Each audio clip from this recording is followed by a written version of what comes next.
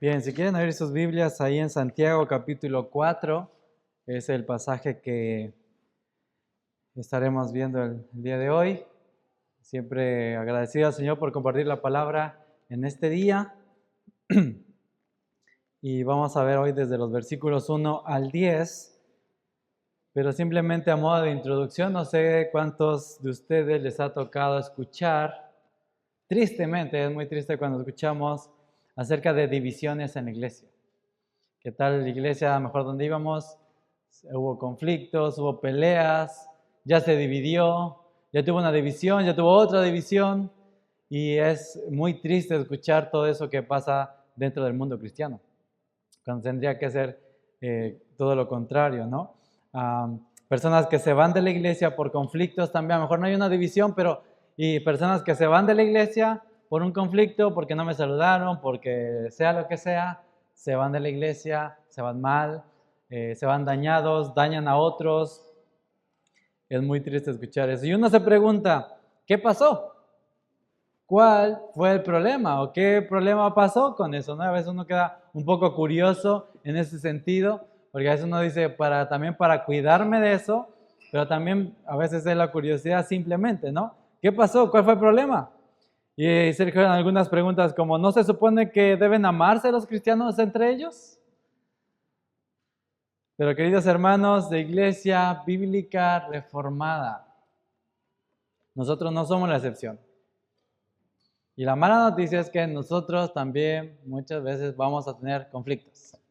Si hay personas, hay conflictos, lastimosamente, porque hay personas pecadoras que lo tenemos. Vamos a tener conflictos, hermanos, pero es necesario que sepamos cuál es el origen de nuestros conflictos. Y hablando específicamente en el contexto de la iglesia local, sin duda que también a veces se puede aplicar al trabajo y demás, y donde sabemos que es el pan de cada día, pero más bien en el contexto de la iglesia local. Eso nos va a ayudar mucho, hermanos, para cuando estemos alertas, para cuando tengamos este tema de conflictos, porque lo va a haber. Entonces es bueno saber cuál es el origen y también qué Dios provee para estos conflictos, porque sin duda que necesitamos la ayuda del Señor para eso. Así que el título que está para el día de hoy es ¿dónde se originan nuestros conflictos? ¿Dónde se originan nuestros conflictos? Y el primer punto que vamos a estar mirando es el origen de nuestros conflictos. Eso lo vamos a ver desde el versículo 1 al 5 y vamos a irlo leyendo. La idea central la vamos a poner al último porque no quiero que se me distraigan con la idea central un poquito, sino que más bien vamos a hacer énfasis más fuerte al final, pero simplemente decir eso. El primer punto es el origen de nuestros conflictos. Versículo 1 comienza diciendo, ¿de dónde vienen las guerras y los conflictos entre ustedes? ¿Ves? Aquí está, es lo que el autor quiere abordar. ¿De dónde vienen las guerras? Y de hecho, literalmente en el original no dice vienen, sino es ¿de dónde las guerras? ¿De dónde los conflictos entre ustedes? Y después va a hacer otra pregunta. ¿No vienen de las pasiones que combaten en sus miembros? Y esa es la respuesta. ¿No vienen? ¿Y cómo se responde esa pregunta retórica? Sí, así es. Y ya terminó el sermón. Listo. Ya quedó. ¿De dónde vienen los conflictos? De nuestras pasiones que luchan entre los miembros. Punto. Es eso. Ese es el problema. El problema son nuestras pasiones. Y esta palabra pasiones también se puede traducir como placeres. O puede ser también dicha como deleites.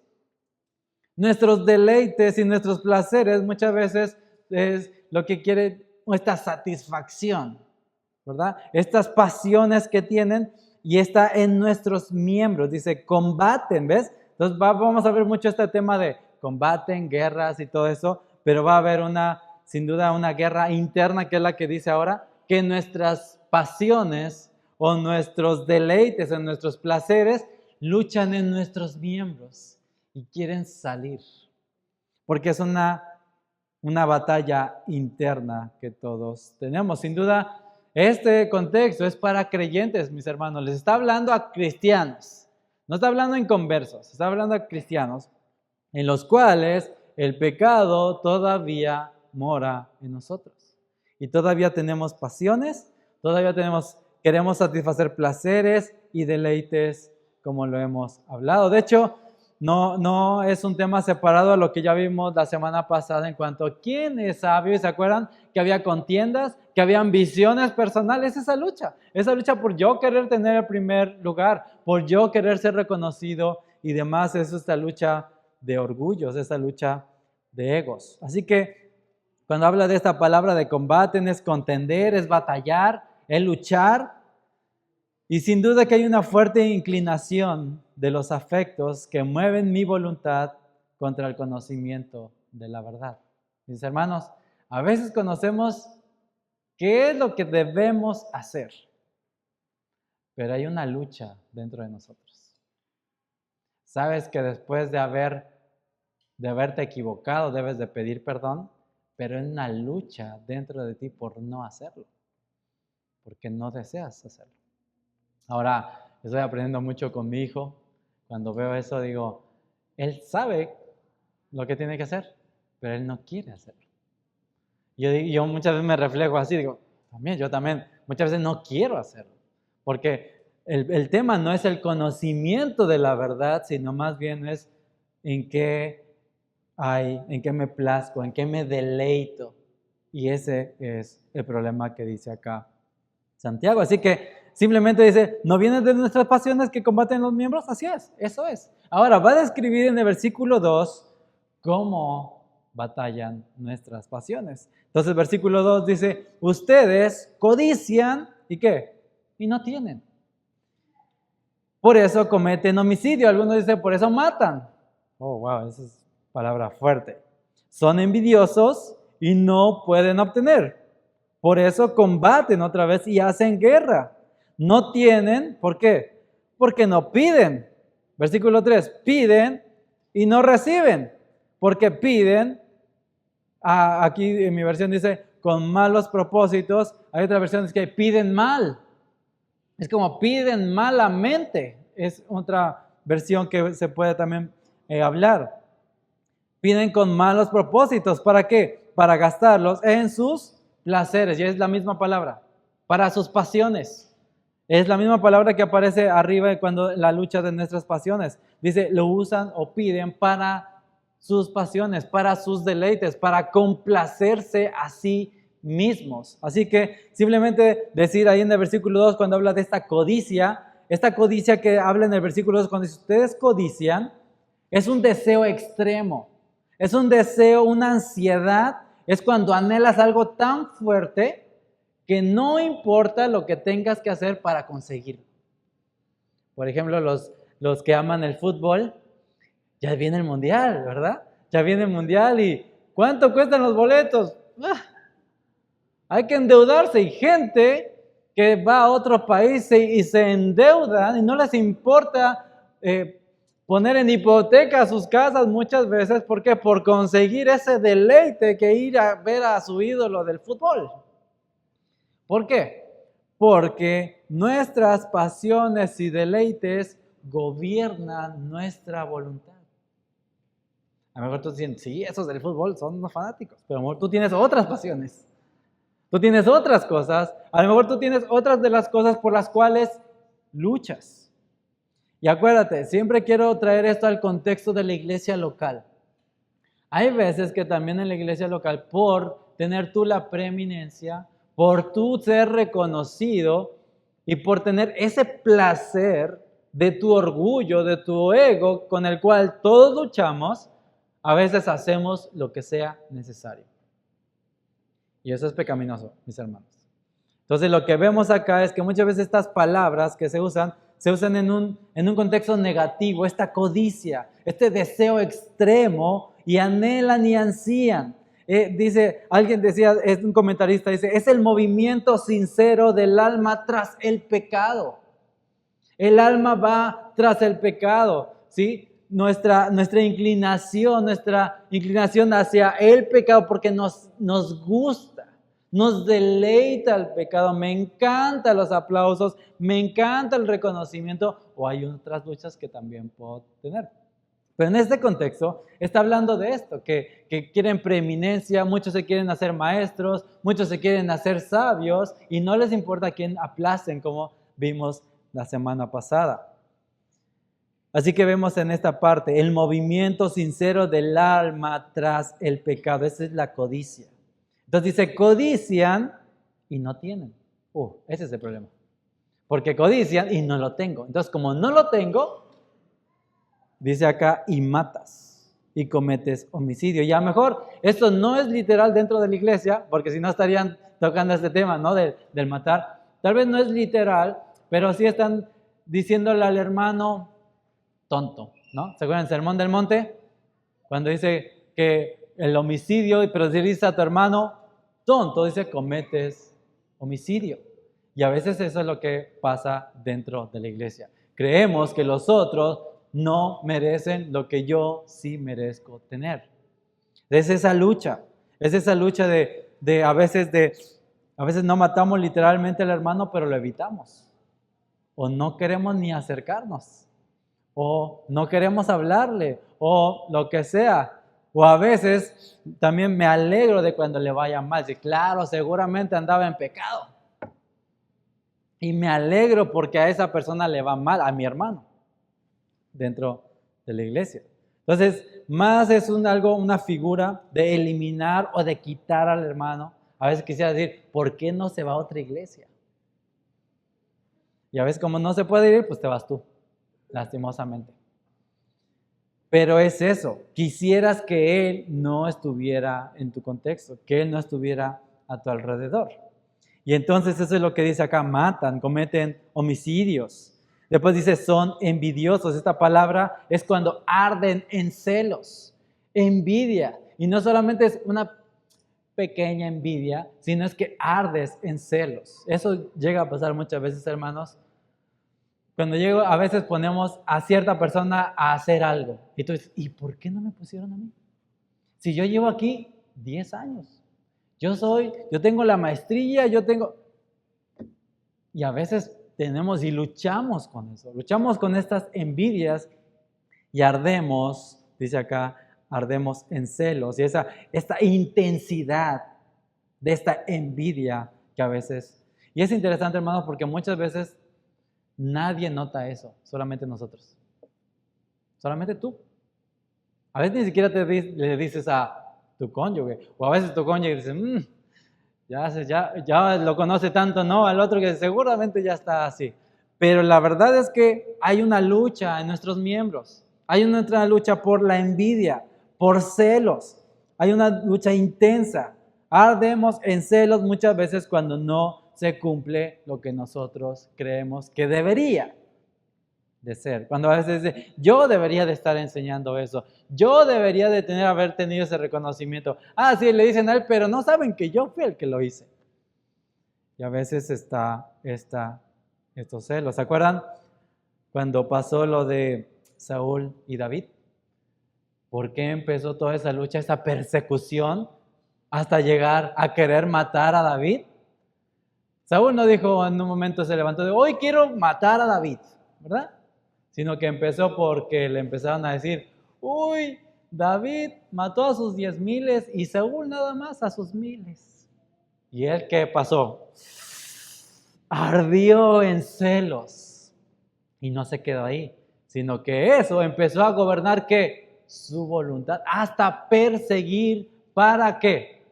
Para matar a David. ¿Ves? Que a veces minimizamos los celos. A veces decimos, bueno, la envidia no le hace mal a nadie. Sí, te hace mal a ti y le hace mal a los que te rodean. Pero a veces minimizamos el pecado como eso. De hecho, hasta hay un libro, ¿no?, que se llama Pecados Respetables, y este es uno de ellos. Cuando pensamos que sí, el homicidio está, es muy malo. Sí, el adulterio es muy malo. Pero a veces no, realmente no le damos el peso que debería de tener a la envidia, a los celos, a la codicia. Y es algo para realmente meditar en cómo yo a veces dejo pasar eso en mi corazón.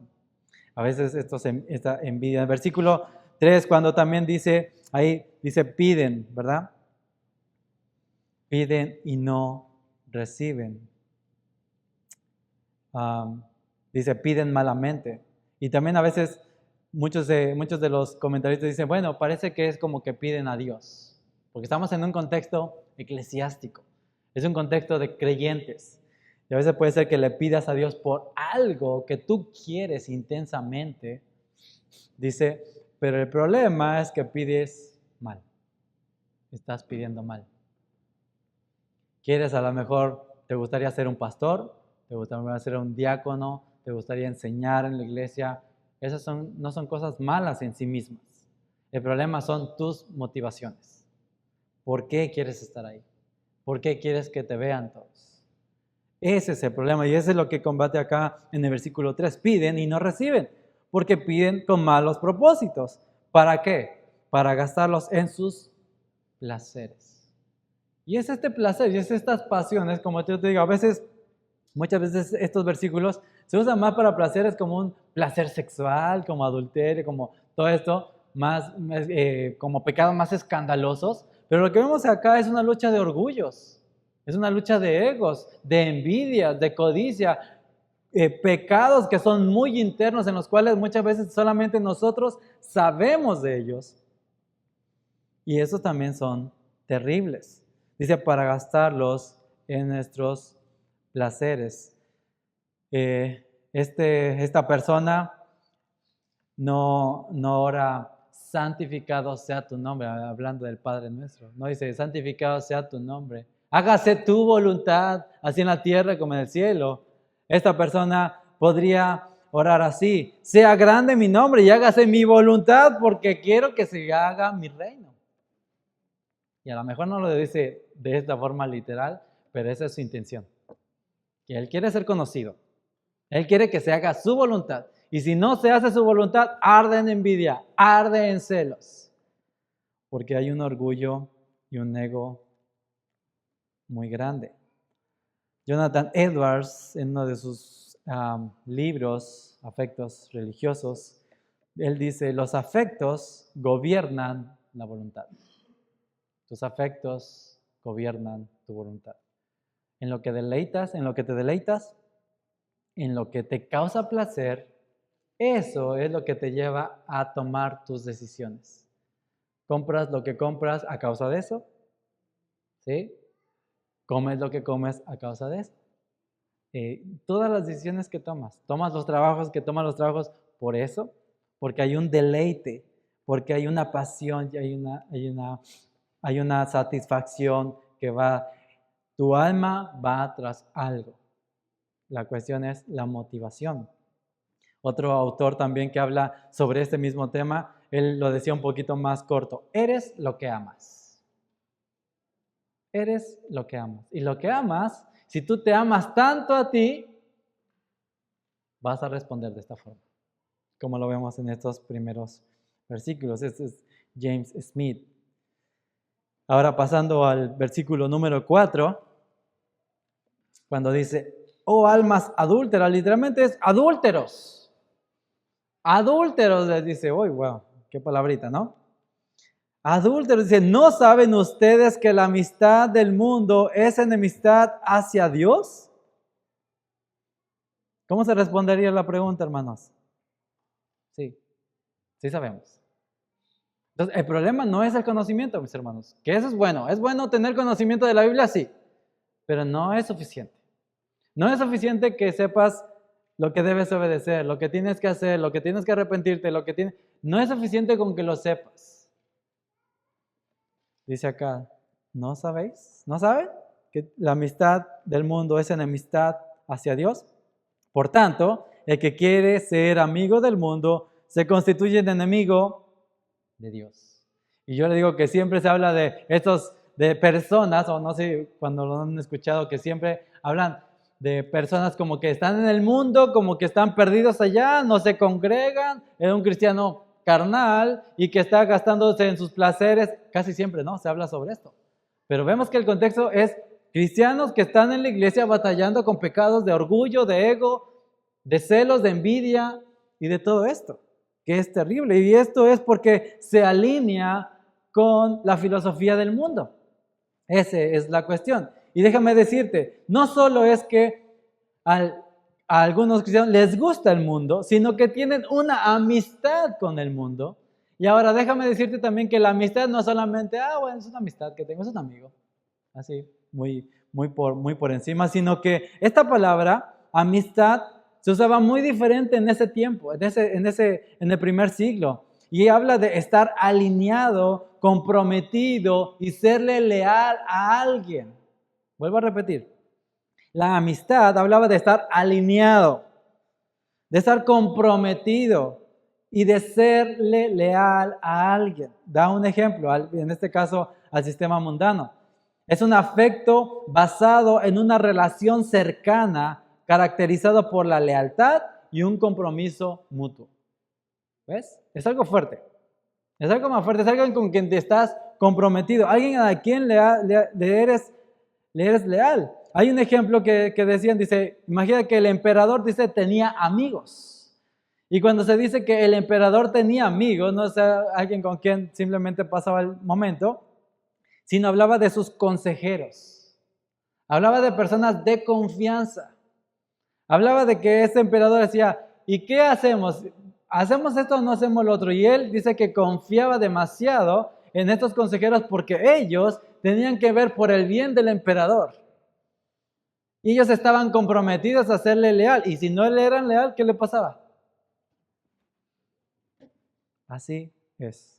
No era tan suave, tan ligero como hoy se puede usar para un amigo, sino que es un afecto basado en una relación cercana, caracterizada por la lealtad y el compromiso mutuo. Por eso es que al principio dice, adúlteros. Es como cuando alguien te dice ser leal y después de eso te traiciona. Por eso es que usa esta palabra. Por eso es que también dice, si eres amigo del mundo, eres ¿qué? Enemigo de Dios. Dios está diciendo, o estás conmigo o estás en mi contra. No hay puntos medios. No hay que a veces acá y a veces allá. No. Si tú estás a veces en el mundo y a veces en el Señor, estás con el mundo. Estás en contra de Dios. No hay de otra. Porque Dios exige fidelidad absoluta, lealtad a sí mismo. De hecho, es interesante porque la primera carta de Juan también lo dice. Dice, no amen al mundo, ni las cosas que están en el mundo. Si alguien ama al mundo, el amor del Padre que no está en él. Vuelve a decir también Juan, si tú amas al mundo, el amor del Padre no está en ti.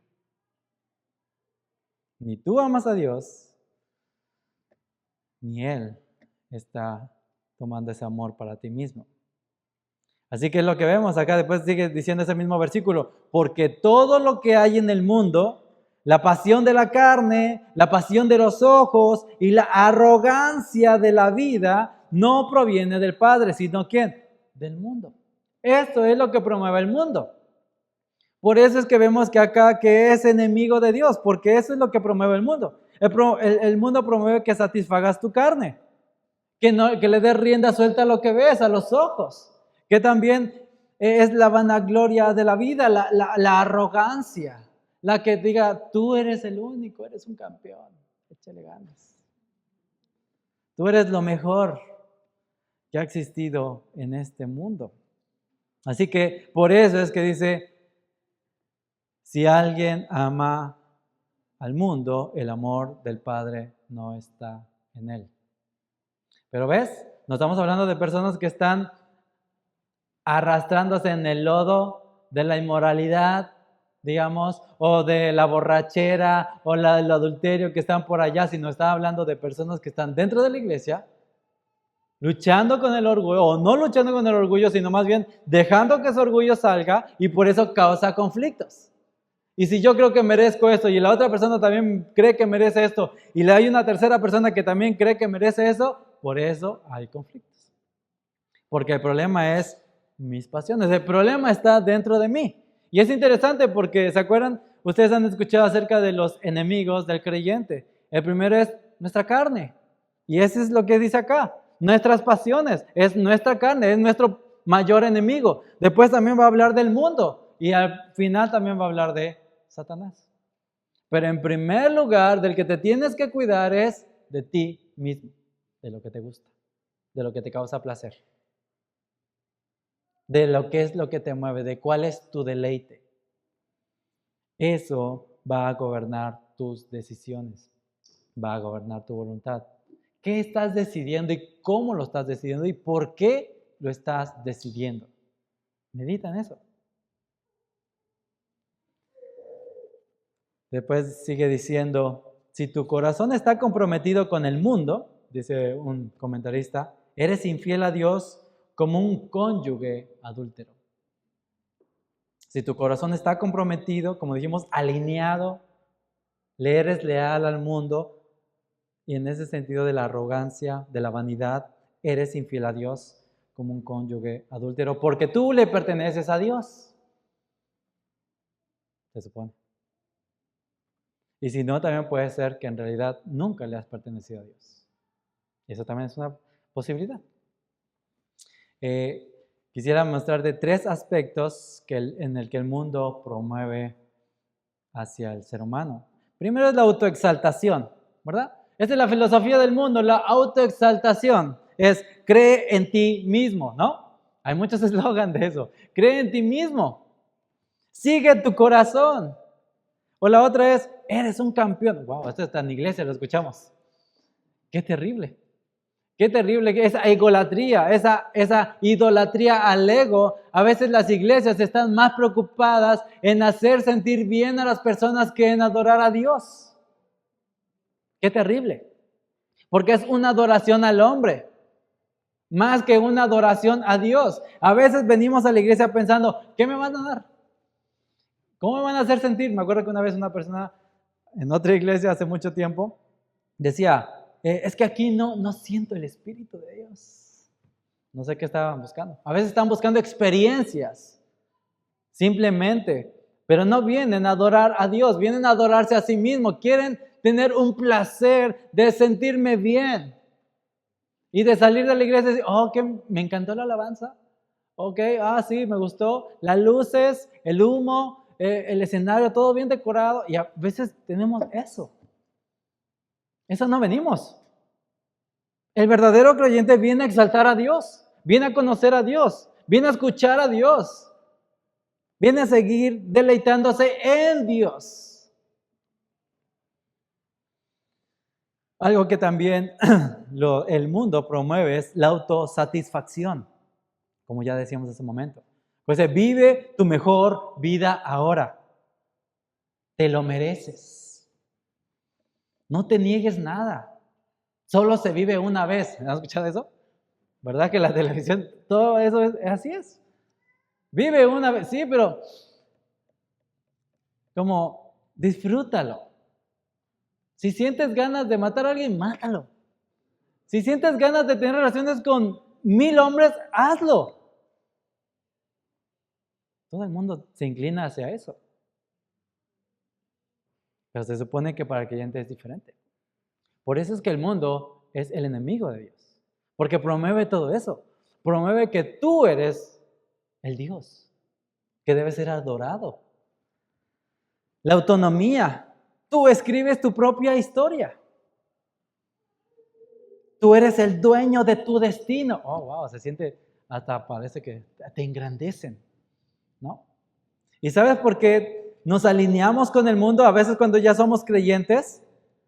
Porque nos gusta esto. Me gusta que me hablen bonito. Me gusta que me digan que soy bueno. Me gusta que me digan que soy un campeón, que no hay nadie como yo. ¿A quién no le gusta? Eso le gusta a nuestra carne.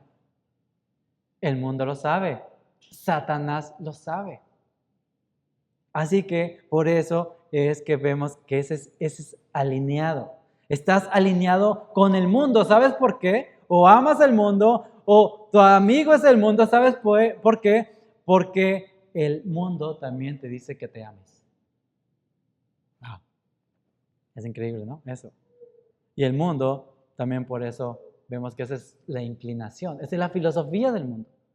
Tú eres lo mejor. Tú eres especial. No hay nadie como tú. Tú eres increíble. Y por eso es que, oh, wow, yo me amo a mí mismo y el mundo me dice que me ame a mí mismo y el mundo me ama. Wow, qué increíble. Alguien decía también en cuanto al matrimonio, ¿no? Dice que alguien decía la chica, ¿no? Dice, te amo tanto. Y el novio le dijo, sí, yo también me amo tanto. Así es. ¿Y sabes por qué se casa con ella? Porque tiene un afán. Un fan más, wow. Ella me ama tanto, yo también me amo tanto, ya somos dos. Somos dos personas que amamos tanto a mí. Qué egoísta. Pero esa es nuestra inclinación. Esa es nuestra inclinación. Dios demanda una lealtad exclusiva como en la de un matrimonio. A ninguno nos gusta. De hecho, ni el mundo le gusta a las personas que no sean leales. Imagínate cuánto más Dios. Cuánto más nosotros como creyentes, cuando escuchamos de alguien que está en adulterio, es terrible. Decimos, ¿qué clase de persona? ¿Qué clase de persona está codiciando, peleando por ser él el primero? Cuando vemos a personas a veces en el internet que son tan arrogantes y después vemos dicen, no, a veces el karma, lo que sea, pero dice, oh, mire, y alguien le da su merecido, uno dice, qué bueno, se lo merecía. ¿Por qué sabe? Porque dentro de nosotros tenemos parte de la imagen de Dios y se inclina también hacia a la justicia. Tenemos parte de eso. Pero no lo vemos con los mismos ojos cuando nosotros estamos en ese momento. Cuando nosotros estamos luchando con nuestro orgullo. Cuando nosotros luchamos por lo que queremos, no importando a quién tengamos que aplastar.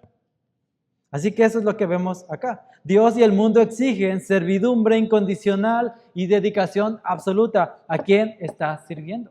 ¿A quién estás amando? ¿Dónde estás complaciendo tus placeres? ¿Quién es tu deleite? No se puede amar a los dos, no se puede ser leal a los dos. Versículo 5.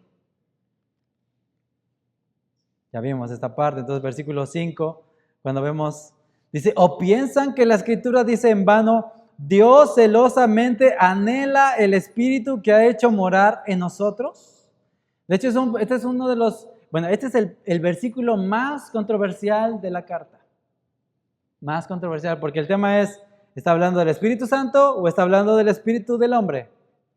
Así que hay un poquito esa discusión, hay algunos que se inclinan por uno, unos que se inclinan por otro, la mayoría se inclinan porque es el Espíritu de Dios. La Reina Valera actualizada 2015 lo traduce de esta forma, o suponen que en vano dice la Escritura que el Espíritu que Él hizo morar en nosotros nos anhela celosamente. El Espíritu nos anhela, el Espíritu que Dios hizo morar en nosotros nos anhela celosamente. Y cae un poquito más con el contexto, ¿verdad? ¿Por qué? Porque estamos hablando de esta lealtad, de este compromiso, de este adulterio espiritual que a veces pasa y que en el Antiguo Testamento cuántas veces vemos a Israel, ¿verdad? Yéndose tras ídolos y Dios mostrándoles su infidelidad, el adulterio espiritual que estaban cometiendo tras otros ídolos, porque el seguir esos ídolos, también eso satisfacía sus placeres. Por eso es que muchas veces había adulterio, había también fornicación, había orgías, había desenfreno. ¿Y sabes por qué muchas de las personas no quieren seguir a Dios? Porque no quieren dejar su estilo de vida. Porque aman más las tinieblas que la luz. Porque ellos no quieren dejar su satisfacción. Ellos piensan que en el mundo cristiano es puro no. Pero realmente el deleite y la satisfacción real está en Cristo Jesús solamente, no fuera de Él. Pero ese es el engaño del enemigo y el engaño de este mundo, que te hace pensar que en ti y en el mundo y en el pecado está la satisfacción real, el deleite real, pero no es así. Esto simplemente causa más sed, causa más insatisfacción. Cuando el creyente, hablando de este versículo que el Espíritu nos anhela celosamente, dice, cuando el creyente vive complaciendo los deseos de su carne en mundanalidad, causa celos al Espíritu Santo y éste lo reprende y lo quiere conducir a Dios nuevamente. ¿Qué quiere decir, mi hermano? Si tú eres un hijo de Dios y aún estando dentro de la iglesia, le estás dando rienda suelta a tus pasiones, a tu ego, a tus celos, a tu envidia, dice que el Espíritu Santo te va a reprender. No te va a dejar así. Porque Él nos anhela celosamente. Él quiere la lealtad para Dios mismo. Él sabe que es para tu bien y es para su gloria. Pero eso es lo que a veces nos inclinamos a lo contrario. Y en este punto, quiero hacer algo que el mismo autor hace, que es hacer preguntas de reflexión, ¿verdad? Porque al principio decía, ¿de dónde vienen las guerras? ¿No vienen de nuestras pasiones? Y lo que quiere hacer el autor es que hacernos reflexionar y decir, sí es así. Así que quiero darte algunas preguntas de examinación y de lo que ya hemos hablado.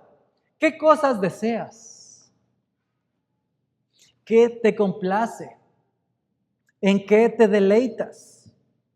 ¿En qué gastas tu fuerza, tu dinero, tu tiempo? Y no te cuesta hacerlo. Así como en los del mundial, ¿no? Que no me importa mientras hace un placer, después cuando llegue a mi casa a ver cómo le pago, ¿no? Pobres. Pero a ver, ¿dónde gastas tu fuerza, tu dinero, tu tiempo? ¿Qué eres capaz de hacer por conseguir lo que deseas? ¿Cómo reaccionas si no se hace lo que quieres o no consigues lo que quieres? Y esto también más dentro de la iglesia. ¿Qué pasa si no se hace lo que tú quieres? O no consigues lo que quieres. O no se hacen las cosas como tú quieres. ¿Cómo son tus oraciones? ¿Centradas en ti y en tus necesidades simplemente? Gloria a Dios porque en esta iglesia tenemos la lectura y oramos la palabra de Dios porque eso me desliga un poquito de estar pensando en mis necesidades y en lo que yo necesito. A veces las oraciones son tan egoístas, tan centradas en mí mismo, que se nos olvida adorar a Dios. Y decir, Señor, santificado sea tu nombre, que se haga tu voluntad. Y no que digamos como esa persona que digamos, no acepto un no como respuesta. Qué terrible, estar en contra del Señor. Y es eso. ¿Amas solo a los que te aman? ¿Qué de los que piensan diferente que tú o de los que te corrigen? ¿Amas solo a los que te aman? Como esta persona decía, te amo tanto, yo también me amo tanto. Pero es fácil amar a los que te aman. Pero amar a aquellos que no te caen bien, a aquellos que piensan diferente que tú, a aquellos que te corrigen. Y no estamos hablando de enemigos, ¿verdad? Porque también dice el Señor que debemos de amar a nuestros enemigos. Pero ¿qué de los hermanos con los cuales a veces no tengo tanta afinidad?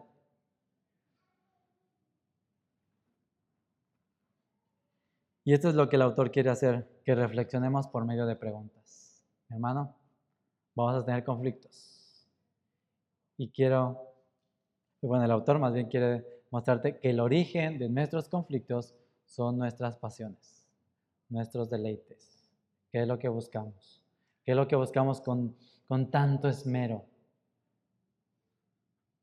Y eso es el origen. Nuestras luchas entre nosotros. Esto no solamente es un problema de conducta, mis hermanos, es un problema de adoración. Si adoramos al ego, si nos adoramos a nosotros mismos, si nos amamos a nosotros mismos como lo dice el mundo, como el mundo me anima, me dice, sí, tú eres lo mejor. Si nos amamos tanto, nosotros queremos estar en el trono de nuestra vida cuando tendría que ser Dios el que está en el trono de nuestra vida. Cuando tendríamos que orar, Señor, hágase tu voluntad. Y a veces no está mal orar, Señor, yo quiero esto, pero no se haga mi voluntad, sino hágase la tuya. Porque entre más pensemos y querramos que nuestra voluntad se haga, más amargura tendremos, más envidias tendremos. Y es mejor dejarlo en las manos del Señor. La egolatría busca exaltarse a sí mismo. La carne busca esto.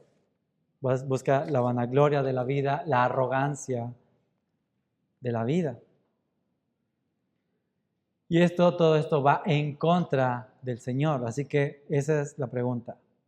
¿Qué estás buscando y por qué estás buscando eso dentro de la iglesia? El punto 2, vamos a ver la provisión de Dios para los conflictos. Porque sí, está bien, el saber cuál es el origen de nuestros conflictos está bueno, pero no es suficiente. Como ya dijimos, el problema no es el conocimiento. El problema, o la solución, perdón, no es el conocimiento. No es, ok, este es el problema. Y conocer la solución no es tanto no es suficiente. La solución no es, hermanos, no peleen. Fácil, ¿no? Pues no peleen. ¿Tienen conflictos? Pues no tengan conflictos. O no hablen mal de otros, ¿no? Como vimos en el tema de la lengua también. No hablen mal de otros. Cállate la boca, ¿no? A veces, no sé. O la otra sería, no sean egoístas, hermanos, no sean orgullosos. El problema es orgullo, no sean orgullosos. Fácil, ¿no? Pero esa no es la solución. Porque, ¿cómo podemos hacer eso? Porque el problema ya vimos que es nuestro deleite, es nuestros placeres. Necesitamos que cambiar nuestros deleites, cambiar lo que estamos buscando, mis motivaciones, en qué estoy complaciéndome, en qué me agrada. Ese es el tema, el meollo del asunto, es cambiar eso, cambiar mi corazón en ese sentido, inclinar mi corazón a lo que realmente es correcto. Y sabes que naturalmente nacemos siendo egoístas, a causa de que nacemos siendo pecadores. Por eso nos es muy fácil y disfrutamos pecar. Porque naturalmente nacemos así, nacemos siendo egoístas. De hecho, de las primeras palabras que aprenden los niños es no, mío. Eso es mío. No, no quiero. Y lo vemos muy claramente. Pero solo Dios puede cambiar eso. Solo Dios. Aquí no estamos en el poder está en ti. El poder no está en ti. El mundo dice el poder está en ti, tú puedes cambiar. La palabra del Señor y el Evangelio me dice tú no puedes cambiar. La solución no está en ti. Solo Dios puede cambiar eso. Dios no nos pide cambiar nuestra vida y venir a Él. A veces has escuchado eso, oh sí, yo voy a la iglesia, pero voy a cambiar mi vida para que... No, no es así. Nunca vas a acercarte a Dios si es así. Tú no puedes cambiar tu vida por ti mismo. Más bien, Dios dice, ven a mí. Me necesitas. Necesitas que yo cambie los deseos de tu corazón. ¿Cómo? Por medio de un nuevo nacimiento. Por medio de nacer de nuevo. Por medio de tener otros deseos, otros deleites. Necesitas un corazón nuevo. Necesitas venir, pedir perdón a Dios por tu horrible pecado, por tu horrible orgullo, por tu horrible egoísmo. Hermano, es horrible. Porque con eso es contra lo que luchamos. Nuestro orgullo es horrible, nuestro ego es horrible. Por eso es contrario a Dios. Dios no se deleita en eso. Cristo murió para perdonar todos tus pecados, entre ellos el orgullo, entre ellos el egoísmo, entre ellos el que te deleites en otra cosa que no es Dios, y eso es idolatría. Hazlo ahora antes que sea tarde. Si estás aquí y nunca has tenido el deseo por Dios, y a lo mejor estás aquí, te congregas, vienes, escuchas la palabra del Señor, pero nunca ha habido un cambio de deseos, pide a Dios que te dé un nuevo corazón. Porque a veces lo que pasa en el mundo es que así allá quería un puesto, pero ahora, como no me lo dieron allá en el mundo, o en el mundo no, okay, ahora vengo a la iglesia, aquí a lo mejor, aquí sí tengo una plataforma. Y el problema es el mismo. Nada más que cambio de esfera. Es mi orgullo. No puedes, alguien decía, Thomas Chalmers, es un buen libro que también muestra ahí, pero él dice, no puedes matar los deseos pecaminosos con prohibiciones. No puedes matar los deseos pecaminosos con prohibiciones. Necesitas un deleite mayor. Necesitas un deleite mayor. Por eso es de las cosas que dice, ama al Señor tu Dios con toda tu alma, con toda tu mente. Pero eso no lo puedes hacer tú por ti mismo, porque tu inclinación al pecado es tan fuerte que no quieres a Dios. De hecho, aborreces a Dios. No quieres a Dios cerca porque te hace sentirte incómodo, porque no te deja deleitarte en los placeres del mundo, ni tus propios placeres. Así que eso es lo que vemos. Y en el versículo número 6, eso es lo que vemos. Dice acá, versículo 6, pero, ¿verdad? Y ahí este contraste, pero Él da mayor gracia, por eso dice, Dios resiste a los soberbios, pero da gracia a los humildes, ¿ves? Pero Dios da mayor gracia, y eso es lo que necesitamos, la gracia del Señor. Necesitamos que la gracia a través de Cristo cambie mi corazón, cambie mis deseos, porque no hay otra forma. Esa es la solución viene de afuera, la solución la provee el Señor, por eso es que vemos en este punto 2, la provisión de Dios para los conflictos. Necesitamos la gracia de Dios en este aspecto. Y Dios dice, porque Dios resiste a los soberbios, va en contra de los soberbios, pero da gracia a los humildes. Ahora, si alguien se humilla o si tú te has humillado delante de Dios, es por su gracia. Si hoy en día ya no eres un soberbio, es por causa de Él. Es por causa de la gracia de Dios. No es porque tú no te enorgullezcas. Me enorgullezco porque soy humilde, ¿no? Imagínate. Soy el más humilde del mundo, ¿no? Podría decir. Es contrario. Por eso es que es algo que viene de parte de Dios y no es algo de que me puedo jactar yo, sino más bien es algo que puedo agradecer a Dios y darle toda la gloria y toda la honra al Señor, diciéndole, Señor, gracias. Gracias, Señor, en Cristo es que podemos tener un corazón nuevo. Dios promete dar más gracia a los humildes para que puedan vivir y hacer lo que les pide. Mi hermano, lucha contra tu orgullo.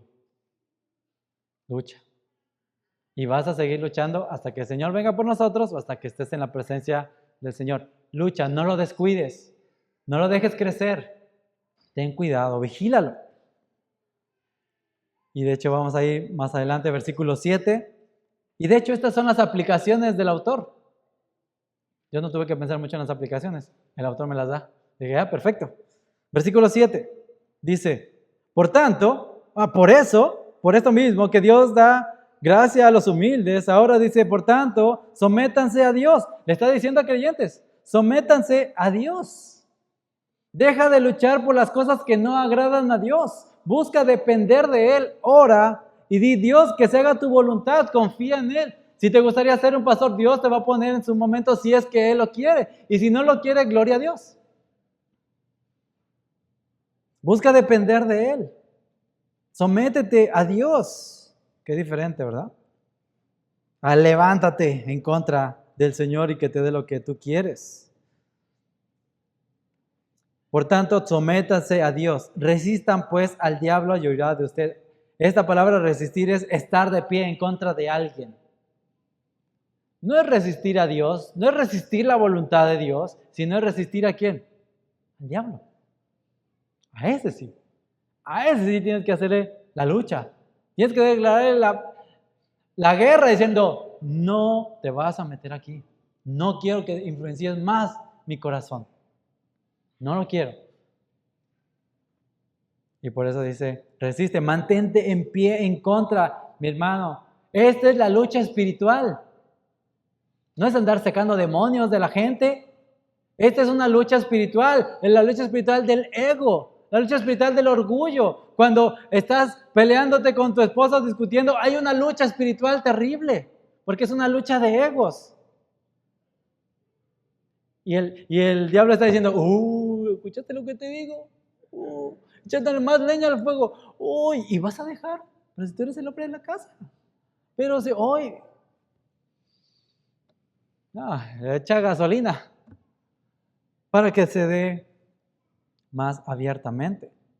Y el diablo, y esta palabra diablo es calumniador. Usa la palabra diablo, no usa la palabra Satanás o enemigo, sino que el diablo oirá de ustedes. Es el calumniador, el que empieza a hablar mal de otros. Él es nuestro verdadero enemigo.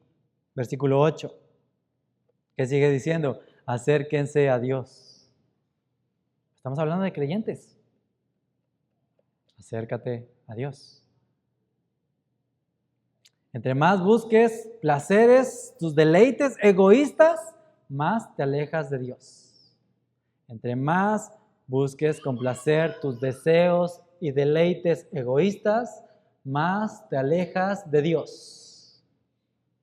Aunque estés aquí adentro de este edificio, aunque te estés congregando todos los domingos, si estás complaciendo tus deleites egoístas, te alejas más de Dios. Por eso es, acérquense a Dios y Él se acercará a ustedes. ¿No? Como el hijo pródigo, que el padre vio al hijo que venía y ¿qué hizo el padre? Corrió hacia el hijo y lo abrazó. Y no le dijo, te dije, ¿y por qué eras un pecador? No le dijo eso, sino lo abrazó y dijo, hagamos fiesta, porque ha regresado mi hijo. Si hoy estás en lucha con eso y has dejado tu orgullo, acércate a Dios. Él no te va a rechazar. Ven y pide perdón. Acérquense a Dios y después dice, limpien, ¿no? Dice, limpien sus manos, pecadores, y ustedes de doble ánimo purifiquen sus corazones. Y está hablando eso de esta limpieza y de esta purificación, ¿no? Como cuando los sacerdotes iban al templo. Pero también nosotros debemos recordar que estamos dentro de la presencia del Señor. Necesitamos ser limpiados.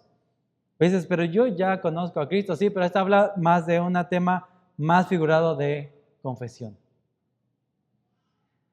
1 Juan 1:9 dice que Él nos limpia. Si confesamos nuestros pecados, Él nos limpia de toda maldad.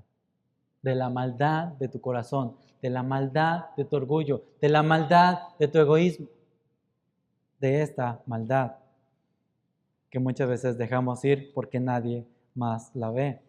Dice, purificando nuestros corazones, porque dice esto de doble ánimo, dice que puede hablar de dos corazones, como que estuvieras dividido. Sí, a veces como que quiero complacer al Señor, pero mi deleite es más fuerte y como que hay una lucha en ese aspecto. Por eso dice, purifiquen los corazones. ¿Ves lo que dice? Purifica el corazón, límpialo, santifícalo, apártalo, dirígelo a Dios. Y no dice como el mundo, síguelo, hazle caso, escúchalo, haz lo que sientes. ¿Verdad que no? Es totalmente contrario a la filosofía de este mundo. Purifiquen sus corazones, versículo 8. Versículo 9. Aflíjanse. Y estas palabras que van aquí, lamentense, lloren, entristezcanse. Estas palabras hablan de un dolor y una tristeza que lleva al arrepentimiento. Mis hermanos, cuando actuamos con orgullo, cuando actuamos con egoísmo, y el Señor te abre los ojos para que te des cuenta que estás actuando egoístamente, que estás actuando orgullosamente, ¿sabes qué tendrías que hacer? Afligirte. Dice acá, aflíjanse. Y esta palabra es como dice, darte cuenta de tu miseria. Y es como, qué miserable soy. ¿Por qué estoy actuando así? Lamentense. Esta palabra es un dolor de tristeza, como cuando alguien estaba de luto, como cuando alguien pierde un ser querido, como cuando los judíos agarraban y desgarraban sus vestiduras y se echaban ceniza y se vestían en cilicio y decían, ¡ah! Y es ese dolor por nuestro pecado, hermano. ¿Te duele cuando pecas? Es una de las evidencias más fuertes. del verdadero creyente. Que me lamento, que este llorar es un llorar a gritos. Dice acá, literalmente llorar a gritos. La tristeza habla de alguien que está en desaliento, abatido. Son evidencias de humillación. ¿Te has afligido así? ¿Por tu pecado? ¿Por tu orgullo? ¿Por tu egoísmo? Es decir, qué terrible es mi corazón. ¿Has llorado delante del Señor? ¿Le has dicho, Señor, perdóname por mi orgullo? ¿Perdóname por ser tan egoísta? ¿Le has dicho eso? Ya como creyente, ¿eh? Y si no eres creyente, pide al Señor que te haga sentir eso. Que te haga ver lo horrible del pecado, porque esto destruye familias, destruye iglesias, destruye todo a su paso. Déjame darte algunas preguntas. ¿Cómo respondes a tu pecado? ¿Te excusas? ¿Le echas la culpa al otro? ¿Te entristece tu pecado o las consecuencias? Porque a veces está llorando alguien, pero por las consecuencias, no por el pecado realmente. ¿Has llorado por tu pecado? ¿Te duele pecar contra Dios? ¿Has llorado de corazón? Sabía que se iba a pasar. ¿Has llorado de corazón por pecar contra tu esposa? ¿Contra tus hijos?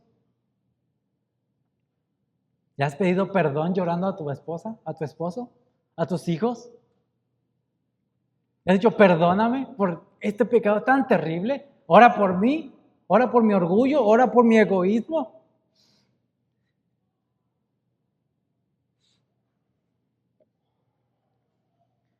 Muéstrale a tus hijos cómo es humillarse delante de Dios. Muéstrale a tus hijos cómo se pide perdón. Que ellos te vean cómo le pides perdón a tu esposa, que ellos te vean cómo le pides perdón a tu esposo, que ellos vean cómo les pides perdón a ellos, cómo te humillas delante de ellos. ¿Te duele? ¿Te entristece tu pecado? Versículo 10. Termina diciendo, humíllense en la presencia del Señor y Él os exaltará. Y eso es lo que vamos acá. La presencia habla de la cara, esa exaltación. Dios levantará a los humildes que no buscan exaltarse a sí mismos. Dios exaltará a los humildes que no buscan exaltarse a sí mismos. Dios no está en contra de tener hermanos, líderes, pastores, personas en eminencia, sino que Dios está en contra de los que se quieren, de lo que lo quieren, por ego, por buscar su honor, por buscar influencia, por buscar el aplauso. Eso no le agrada al Señor. Así que Dios exalta, pero a aquellos que no buscan exaltarse a sí mismos. Exalta a aquellos que dicen, quiero someterme a Dios, quiero servir a Dios, no busco una posición, lo hago por amor a mi Salvador. El problema no es la posición o el rol o la eminencia, sino el deseo pecaminoso del corazón. Y solo Dios puede cambiar eso. Por eso es que la idea central es humíllate, si eres cristiano, humíllate, acércate a Dios cada día y Él transformará tu corazón. Humíllate, acércate a Dios cada día y Él transformará tu corazón. Él formará a Cristo en ti, solo Él. Pero necesitas el poder, la misericordia y la gracia de Dios para eso. Vamos a orar.